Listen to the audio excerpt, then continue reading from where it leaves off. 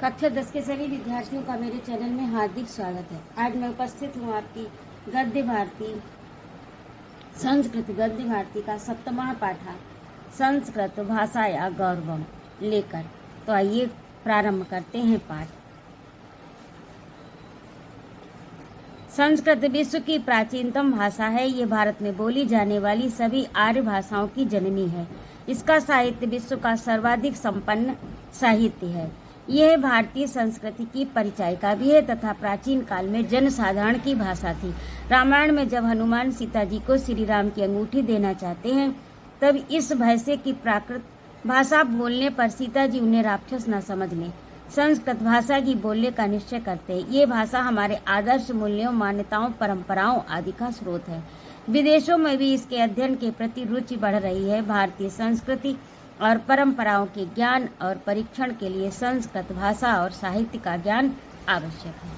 तो ये रही इसकी भूमिका। आगे पाठ प्रारंभ करते हैं। संस्कृत भाषा विश्व से विश्व की सर्वास सभी भाषाओं में प्राचीनतमा, सबसे अधिक प्राचीन, विपुल ज्ञान यानी विपुल अधिक ज्ञान विज्ञान संपन्न, विशाल ज्ञान विज्ञान भंडार से संपन्न, सरल सुमधुर, हृदय को अच्छी लगने वाली, इति सर्वैरपि सभी लोगों ने ऐसा प्राच्य पाश्चात्य यानी पूर्वी और पाश्चात्य विद्वद एक स्वरेण अंगीकृते।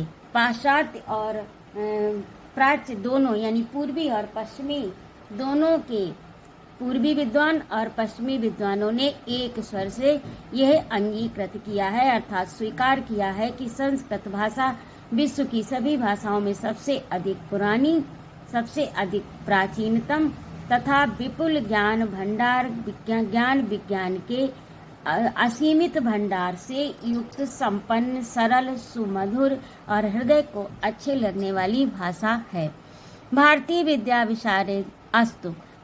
विद्या विशारदों ने संस्कृत नाम देवी वागन ख्याता महर्षियों द्वारा यानी भारतीय विद्या विशारद और महर्षियों के द्वारा संस्कृत नाम देवी वागन ख्याता यानी देववाणी कहा है। इति संस्कृत भाषा महर्षियों ने और भारतीय विद्या विशारदों ने संस्कृत भाषा को देववाणी कहा है। इति संस्कृत भाषा ही गीवाण वाणीति नामना सश्रद्ध सम्माम नाता, और वे संस्कृत भाषा को ही देववाणी के नाम से सश्रद्धा से पुकारते हैं। ग्रीक लैटिन आदि प्राचीनासु भाषासु संस्कृत भाषा प्राचीनतमाम प्रचुर साहित्य संपन्ना चेति।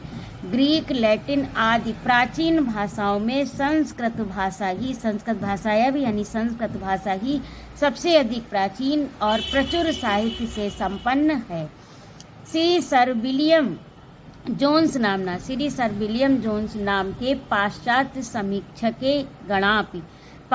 समीक्षकों ने भी शतद्वय यानी 200 वर्ष पूर्व ही घोषितम इति यह घोषित कर दिया था, ये कह दिया था कि सर्वत्र विश्रुतम, और ये सर्वत्र सुना गया था। ये सब जगह प्रचार प्रसार भी हो गया था, सभी ने ये सुना था।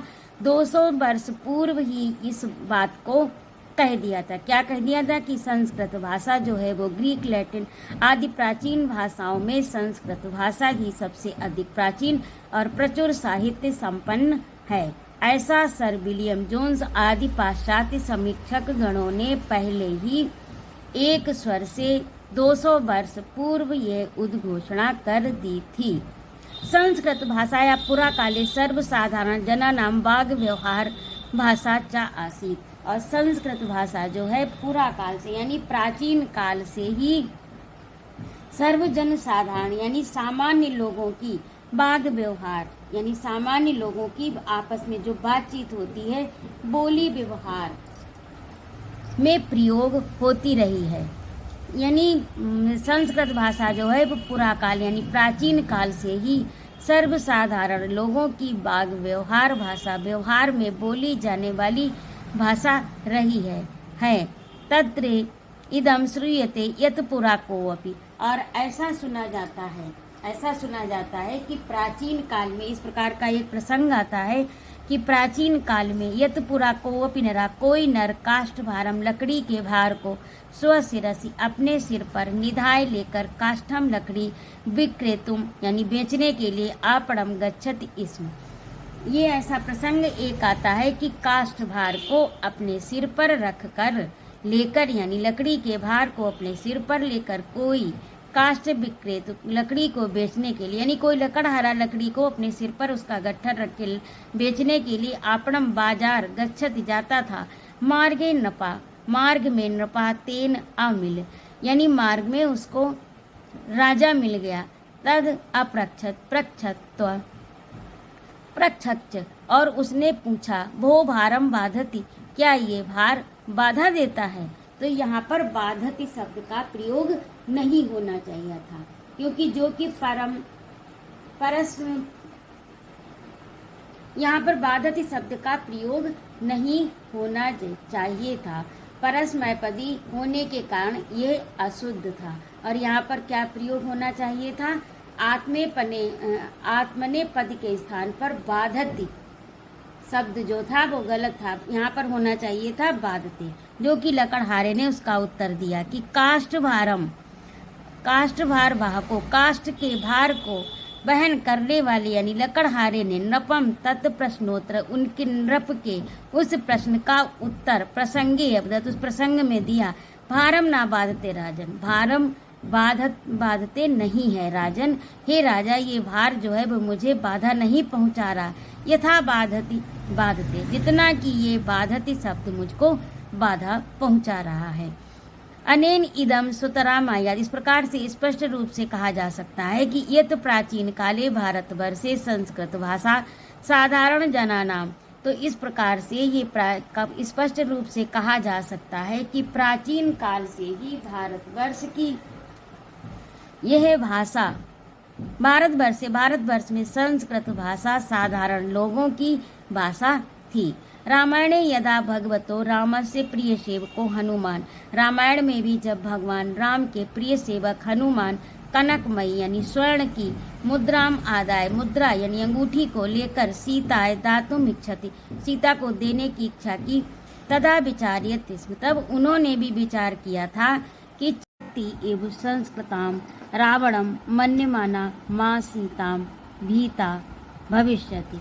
इसके बाद हनुमान ने क्या विचार किया कि यदि मैं ब्राह्मणों के समान दुजाति एव ब्राह्मणों के समान संस्कृताम भाषा का प्रयोग करूंगा, वाचम बोलूंगा, ब्राह्मणों के समान संस्कृत भाषा का प्रयोग करूंगा बोलूंगा, रावणम मन्यमाना, तो रावणम यानी राक्षस मानकर मां सीता, सीता जो है वो मुझे रावण मानकर भीता भविष्यति, भीता यानी डरी हुई, डर जाएंगी, सीता भविष्यति यानी सीता डर जाएंगी।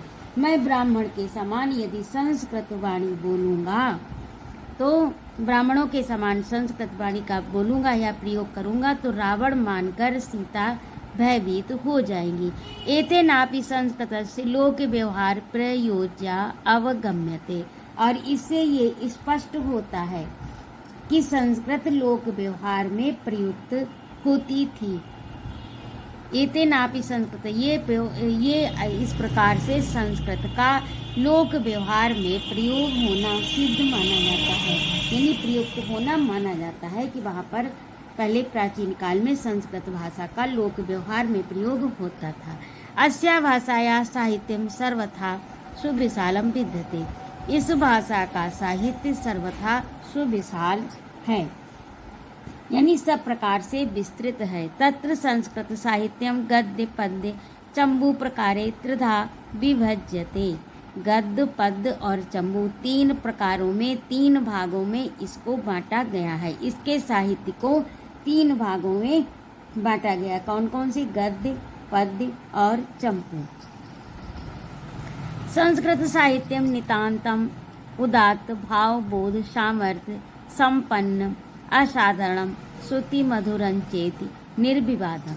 और संस्कृत साहित्य जो है वो किस प्रकार का है? बिल्कुल उदात्त भाव से, ज्ञान की सामर्थ्य से, उदात्त भाव से संपन्न, नितांत यानी बिल्कुल, उदात्त भाव, बोध यानी ज्ञान की सामर्थ्य से संपन्न, असाधारण श्रुति मधुरं चेति, सुनने में कानों को मधुर लगने वाला और निर्विवाद है। यानी इस पे किसी विद्वान ने विवाद नहीं किया है, किसी विद्वान के द्वारा ये विवादित नहीं है। सबने इसकी महत्ता को, इसके गुणों को स्वीकार कर लिया है। संस्कृत साहित्य सर्वदा बिल्कुल उदात्त, ज्ञान बोध से संपन्न की सामर्थ्य रखने वाला, ज्ञान भाव बोध से संपन्न सामर्थ्य वाला और असाधारण, सुनने में कंठ को अति प्रिय लगने वाला और निर्विवाद है। संस्कृत साहित्य बिल्कुल उदात्त भाव के ज्ञान की सामर्थ्य से युक्त,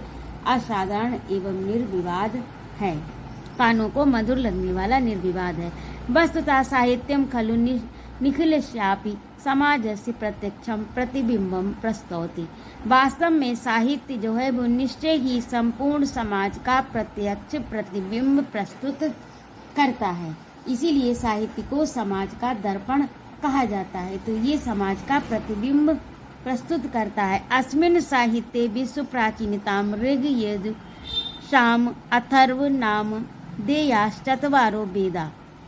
इसी प्रकार से इस साहित्य में, किस साहित्य यानी संस्कृत साहित्य में विश्व की सबसे अधिक प्राचीनतम, विश्व के सबसे अधिक प्राचीनतम ऋग यजु साम अथर्व, ये जो 4 वेदों के नाम दिए, नाम देयाश्चत्वारो वेदा, 4 वेद। यानी वास्तव में संस्कृत साहित्य में ही इस साहित्य में संसार के सबसे प्राचीन ऋग यजु साम और अथर्व नाम के चारों वेद, शिक्षा, कल्पो, व्याकरणम, निरुक्त, छंदो, ज्योतिषम इत्येतानि वेदानि षड अंगानि न्याय, वैशेषिक, सांख्य, योग, मीमांसा, वेदांत इति आस्तिक दर्शन शास्त्राणि, चार्वाक, जैन, बौद्ध इति नास्तिक दर्शन शास्त्राणि, उपनिषद, स्मृत्या, सूत्राणि, धर्मशास्त्राणि, पुराणानि, रामायणं, महाभारत इत्यादया ग्रंथा संस्कृत साहित्य ज्ञान रत्न प्राचुर्य समुद्घोषयन्ति। ये बहुत लंबा वाक्य है, लेकिन इसमें ग्रंथों के नाम दिए हैं, तो इसका कोई अर्थ करने का प्रयोजन ही नहीं। तो ज्ञान में अब इसको एक ही वाक्य में पूरा समझ लीजिए कि वास्तव में इस साहित्य में संसार के सबसे प्राचीन ऋग यजु साम अथर्व नामक 4 वेद, शिक्षा, कल्प, व्याकरण, निरुक्त, छंद, ज्योतिष, वेदों के 6 अंग, न्याय, वैशेषिक, सांख्य, योग, मीमांसा, वेदांत यानी 6 वेदांत, आस्तिक दर्शन, चार्वाक, जैन, बौद्ध के 3 नास्तिक दर्शन शास्त्र, उपनिषद, स्मृतियाँ, सूत्र, धर्मशास्त्र, पुराण, रामायण, महाभारत इत्यादि ग्रंथ संस्कृत साहित्य के ज्ञान रत्नों की प्रचुरता को घोषित करते हैं। ये सब ग्रंथों के नाम हैं और ये सब क्या घोषित करते हैं कि संस्कृत साहित्य रत्न की प्रचुरता को घोषित करते हैं, उसके गौरव उद्घोषण, उसके गौरव को घोषित करते हैं। वाल्मीकि, व्यास, भवभूति, वाल्मीकि, व्यास, भवभूति, दंडी, सुबंधु, बाण, कालिदास, अश्वघोष, भारवी, जयदेव, मांग, श्रीहर्ष प्रभृतया कवया लेखकाश्च अस्या गौरवं वर्धन्ति। यानी ये जो कवि और लेखकों के नाम ऊपर दिए गए हैं, तो इनका भी अर्थ करने का कोई प्रयोजन नहीं। आदि कवि और लेखक भी इसके गौरव को बढ़ाते हैं। अहो संस्कृत भाषा या भंडारस्य निसीमता, अहो संस्कृत भाषा का भंडार निसीम है। यस्या शब्द पारायणस्य विषये महाभाष्ये लिखितम, और इसके शब्द पारायण के विषय में भाष्यम महाभाष्ये लिखितम, महान टीका लिखी गई है। संस्कृत भाषा के भंडार की सीमाहीनता, जिसके शब्द अध्ययन के विषय में, शब्द पारायण का अर्थ यहाँ पर अध्ययन से है, विषय में महाभाष्य में लिखा हुआ है। क्या लिखा हुआ है?